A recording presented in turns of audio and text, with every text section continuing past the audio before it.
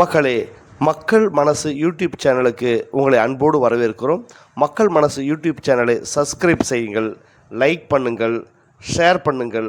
உங்கள் பிரச்சனைகளை, அன்றாட பிரச்சனைகளை கமெண்டில் போடுங்கள். மக்களே, சாலை பாதுகாப்பு ஒவ்வொரு மனுஷனுக்கும் அவசியமான ஒன்றாக இருக்கிறது. இந்த சாலை பாதுகாப்பு விபத்து இல்லாமல் நடப்பதற்காக அரசும் சாலை போக்குவரத்து காவலர்களும் எவ்வளோ முயற்சிகளை மேற்கொண்டாலும் விபத்துகளின் எண்ணிக்கை ஒவ்வொரு வருடத்திற்கும் அதிகரித்து கொண்டு தான் இருக்கிறது. இதற்கெல்லாம் காரணம் சாலையில் பயணிக்கின்ற, இயல்பாக போகின்றவர்களை கடந்து வேகத்தில் செல்கின்ற சில வாகன ஓட்டிகளால் நடக்கின்ற விபத்தாக தான் அதிகமாக இருக்கிறது. மேலும் இந்த ஸ்கிட் அடித்து கொண்டு ஓவர் ஸ்பீடில் போயிட்டு சின்னண்டு ஒரு நாய் பூந்து போகக்கூடிய சின்ன ஒரு இடைவெளியில் கூட அது போன்ற இளைஞர்கள் சாய்ந்து நெளிந்து, வண்டியை சாய்த்து நிமிர்த்தி நெளிந்து ஓவரான ஏதோ ஒரு ஆரன் சத்தத்தை வைத்துக்கொண்டு சாலையை பயங்கரமான ஒரு வேகத்தில் கடந்து செல்கின்ற அந்த போக்கு தான் சாலையில் ரொம்ப கொடுமையாக இருக்கிறது. இது காவலர்கள் எவ்வளோ பார்க்கிறார்கள், எவ்வளோ அவர்களை பிடிக்கிறார்கள். ஆனால் அவர் கண்ணுக்கு தென்படாமல், சிக்னலை பொருட்படுத்தாமல் அவர்கள் செல்கின்ற காட்சி விபத்துக்கள் நிறைய சாலையில் நடப்பதற்கு அது பெரும் காரணமாக இருக்கிறது. அது போன்ற இளைஞர்களுக்கு சரியான தகுந்த ஒரு தண்டனை கொடுக்க வேண்டும். மேலும் இது போன்ற ஒரு நகரத்திற்கு அந்த சாலை பாதுகாப்பின் அமைப்பை பொறுத்து எவ்வளவு சிசியில் வண்டி இயங்க வேண்டும், எது மாதிரியான வண்டி, ரேஸில் போகிற வண்டியை போல் வைத்துக்கொண்டு சென்னை மற்றும் புறநகர் பகுதிகளில் சாதாரண ஒரு டவுனில் செல்கின்ற அந்த வாகனத்திற்கு முன்னாடி தடை விதிக்க வேண்டும் அரசு. ரேஸில் செல்லக்கூடிய அந்த வாகன அமைப்பு முறையில் இருக்கக்கூடிய வண்டிகள், அதுபோல் தயாரிக்கப்படுகிற வண்டிகள், இல்லை மெக்கானிக் சென்டரில் போய்ட்டு அதுபோல் ஆரன் சத்தத்தையோ அதுபோல் இன்ஜினையோ மாற்றிக்கொண்டு பயணிக்கிற இது போன்ற இளைஞர்களால் பெரும் விபத்துகளும், சாலையில் போகின்ற வயதானவர்கள், பெண்கள், குழந்தைகளை ஏற்றிக்கொண்டு தாய்மார்கள், இப்படி பல்வேறு மக்களுக்கு அது இடையூறாகவும் மன உளைச்சலாகவும் அதிர்வுகளை ஏற்படுத்தக்கூடியதாகவும், ஹார்ட் அட்டாக் போன்ற அதிர்வுகளை ஏற்படுத்தக்கூடிய பெரும் அதிர்ச்சியை ஏற்படுத்தக்கூடிய நிகழ்வாக இது இருக்கிறது. அவர்கள் எதை சீன் போட்டுட்டு போகணும்னு சில பேர் சொல்லுவாங்க. இந்த சீன் போடுவதற்காக, இல்லை அவர்களை எல்லோரும் கவனிக்க வேண்டும் என்பதற்காக, இதுபோல் மோசமான ஒரு கேரக்டர் உள்ள இளைஞர்கள் தான் அதை செய்வார்கள். நார்மலாக ஒரு ஆஃபீஸ் போகிறவங்களோ, இல்லை ஒரு பணிக்கு செல்கின்றவர்களோ, இல்லை பல்வேறு வேலைக்கு செல்கின்ற இளைஞர்களும் அப்படி செய்யப்போவதில்லை. அப்படி அவர்களும் இது போல் வண்டியை வைத்திருந்தால் உடனே அரசு அதை பறிமுதல் செய்து அவர்களுக்கு தக்க நடவடிக்கைகளை எடுக்க வேண்டும் என்பது மக்கள் மனசு யூடியூப் சேனலுடைய கருத்தாக இருக்கிறது. இந்த ஷேர் ஆட்டோவில் செல்கின்றவர்கள் எங்கே நிற்பார்கள், எங்கே திடீரென்று பிரேக் போட்டு நிற்பது, யாரோ ஒருவர் எங்கேருந்து கை காட்டுவார்கள், அவர்களுக்கு வேண்டி பின்னாடி வருகின்ற வாகன ஓட்டிகளை பொருட்படுத்தாமல் திடீரென்று பிரேக் போட்டு நிறுத்துவது, அவர்கள் வருகின்ற ஸ்டாப்பை முன்கூட்டி எங்கேயோ ஒரு ஸ்டாப்பில் நிறுத்தி இறங்க நினைப்பார்கள், திடீரென்று நிறுத்துவது, இது போன்ற விஷயங்கள். ஆட்டோக்கள் இது போன்று சாலைகள் திடீரென்று யாராச்சும் ஒரு பயணிகள் கை காட்டும் போது நிறுத்துவது, திடீரென்று பிரேக் அடிப்பது, இப்படியெல்லாம் செய்கின்ற போது பின்தொடர்ந்து வருகின்ற வாகன ஓட்டிகளுக்கு அது திடீரென்று அறிவிப்பு இல்லாமல், அது சிக்னல் இல்லாமல், இல்லை பஸ் ஸ்டாப் இல்லாத இடங்களில் நிற்கின்ற போது பின்னாடி வருகின்ற வாகன ஓட்டிகளுக்கு ஆக்சிடெண்ட்டை ஏற்படுத்துகிறது. அவர் விழுவது மட்டுமில்லாமல் அதை தொடர்ந்து வருவது ஒரு 4-5 வண்டி, ஒரு பைக்கு, ஆட்டோ, இப்படி அதை தொடர்ந்து பின்னாடி வருகின்ற ஒரு 4-5 வண்டியை ஓட்டிக்கிட்டு வருகின்ற அந்த பயணிகள் விழுகின்ற அந்த காட்சியை பார்க்கிறோம். இவையெல்லாம் அரசு நிறைய சாலை பாதுகாப்புக்காக எவ்வளோ முயற்சிகளை மேற்கொண்டாலும் இது போன்ற இளைஞர்களுக்கு முன்னாடி தடை விதிக்க வேண்டும். இது போல் வாகனங்களை சாலைகள் செல்வதற்கு பர்மிட் கொடுக்காமல் அதை நிறுத்துவதற்கு தகுந்த ஒரு நடவடிக்கை அரசு எடுக்க வேண்டும் என்பது மக்கள் கருத்தாக இருக்கிறது. மேலும் சிக்னல் இருக்கிறது, சிக்னலில் ஒட்டினா போல் புறவழி சந்துகள் இருக்கிறது. இரண்டு புறமும் தெருக்களுக்கு போகிறதோ இல்லை மற்ற இடங்களுக்கு போகிற வீதிகள் இருக்கிறது. அந்த வீதிகளுக்கு முன்னாடியே ஷேர் ஆட்டோக்கள் நின்று விடுகிறது. இதையெல்லாம் போக்குவரத்து காவலர்கள் கவனிக்கிறார்கள். எவ்வளோ அவர்களிடம் போராடுகிறார்கள். ஆனால் அந்த ஷேர் ஆட்டோக்காரர்களும் அதை கவனிப்பதே இல்லை, அது பொருட்படுத்துவதே இல்லை. வருகின்ற பயணிகள் ஒரு பஸ் ஸ்டாப்பை நோக்கி வண்டியை நிறுத்தி இறங்கினால் பரவாயில்ல, அவர் வீட்டுக்கு எதிர்த்தாப்புல நிற்பது, அவர் தெருவுக்கு முன்பே நிறுத்தி இறங்கிக் கொள்வது, மேலும்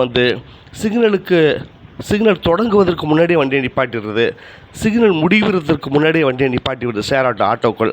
இல்லை இது போல் வாகனங்கள் நிறுத்துவதால் சிக்னலை கடந்து போகின்ற மற்ற சாலைகளுக்கு போகின்றவர்கள் போக முடியாமல் திடீரென்று விபத்துகளுக்கு உள்ளாகிறது.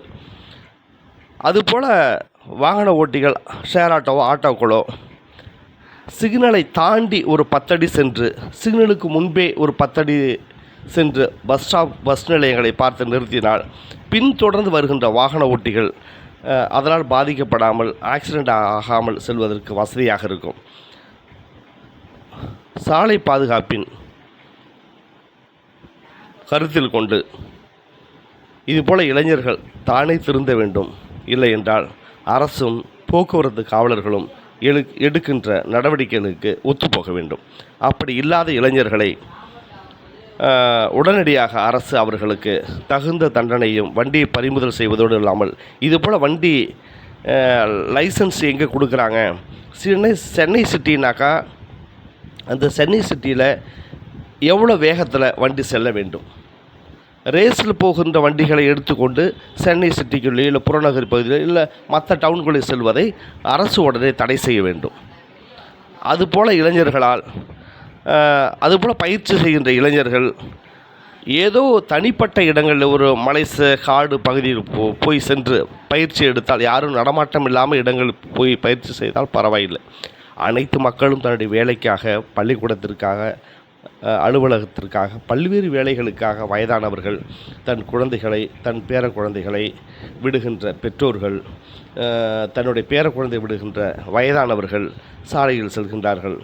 தன்னுடைய குடும்பத்திற்கு தான் போய் தான் கடைக்கு, வயதாகி இருந்தாலும் தான் சென்று தான் கடைக்கு சென்று தான் குடும்பத்திற்கு வேண்டிய பொருட்களை வாங்கி செல்கின்ற எத்தனையோ வயதானவர்களை பார்க்கிறோம். அவர்கள் குடும்ப கட்டாயத்திற்காக ஏதோ சூழ்நிலைக்காக தான் வெளியில் வருகிறார்கள். அவர்கள் இப்படி விபத்தில் உள்ளாக்குவது, இது போன்ற இளைஞர்கள் செல்வது தான் பெரும் கொடுமையாக இருக்குது. இவர்களால் இது போல விபத்துகளால் ஏற்படுகிறது. அவர்களுக்கு ஒரு தடை விதிக்க வேண்டும்.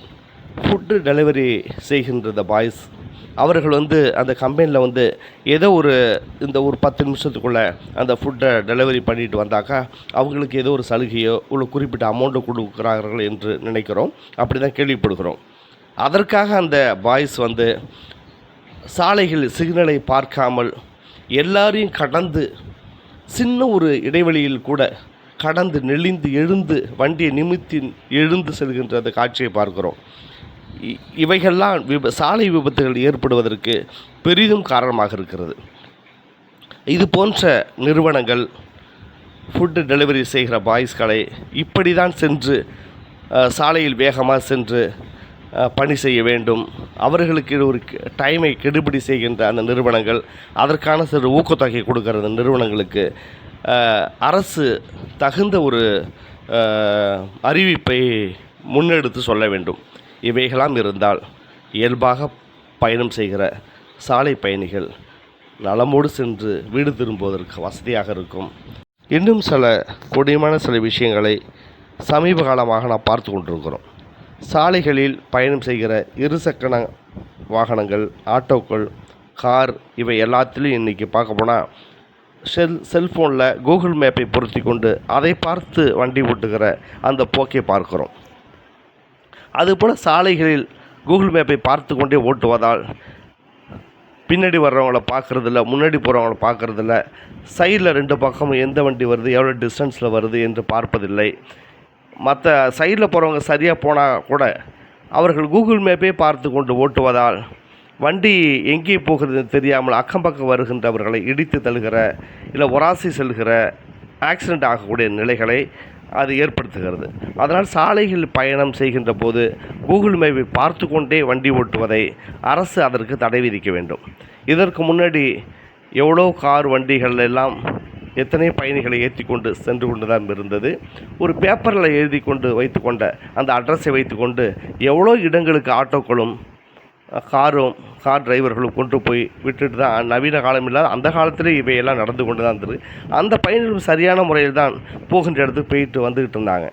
இன்றைக்கி நவீன காலங்கள் எவ்வளோ வந்த பிறகும் அதை தவறாக பயன்படுத்துகிற இந்த போக்கை அரசு உடனடியாக போக்குவரத்து காவல்துறை அதற்கு சரியான தடை விதிக்க வேண்டும். கூகுள் மேப்பை பார்க்கட்டும், முன்கூட்டியே அந்த அட்ரஸ் எங்கே இருக்குது, எந்த ஸ்ட்ரீட் வழியாக போகுது, எந்த சாலையை ஒட்டி அது போகிறது என்று தெரிந்து கொண்டு அங்கே உள்ள லேண்ட்மார்க் என்ன என்பதை முன்கூட்டியே நோட் பண்ணி வைத்துக்கொண்டு அந்த கூகுள் மேப்பில் துணையை வைத்துக்கொண்டு செல்லலாம்.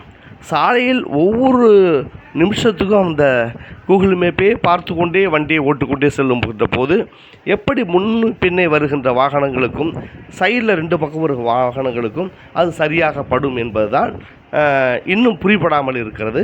அதற்கு தகுந்த நடவடிக்கைகளை அரசு மேற்கொள்ள வேண்டும். இன்னொரு விஷயம், நிறைய இன்றைக்கி கார் ஆக்சிடெண்ட்டை பார்க்குறோம்.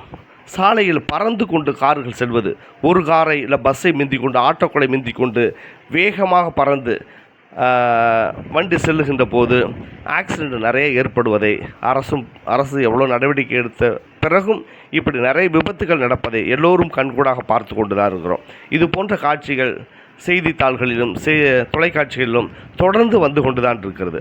இதனால் அக்கம் பக்கத்தில் சாதாரண போகின்ற வாகனங்கள் மீதோ இல்லை பள்ளி குழந்தைகள் மீதோ இல்லை பிளாட்ஃபார்மில் தங்கியிருக்கிற கடை போட்டிருக்கிற மக்கள் மீதோ இது ஏறி இறங்கி பெரும் விபத்துக்களை பெரும் உயிர் சேதத்தை ஏற்படுத்துகிறது. அதுபோல் வாகனங்களை தடை செய்வதற்கு சாலைகளில் இப்போ ஸ்ட்ரீட் லைட்டாக இருக்கிறா போல் சென்சார் போர்டை ஒன்று நிறுவினால் சரியாக இருக்கும். நம்மிடம் அது போன்ற கருவிகள் இல்லை என்று நினைக்கிறோம்.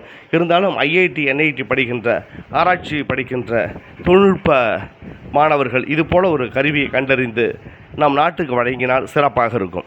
அந்த சென்சார் கருவி என்பது ஸ்ட்ரீட் லைட் இருப்பதை போல் ஒரு குறிப்பிட்ட தூரத்திற்கு இடையில் அந்த சென்சார் கருவி நிறுவப்பட்டிருக்க வேண்டும்.